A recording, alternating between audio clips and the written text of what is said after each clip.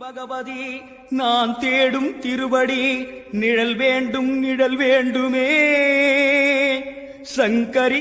அது பொண்ணு இல்ல மானிட பொண்ணு இல்ல இந்த மண்ண காக்குமாரி என்ன மறுபதிலும் சொன்னானா சொன்னானா நம்பல வெள்ளக்கார நம்பல.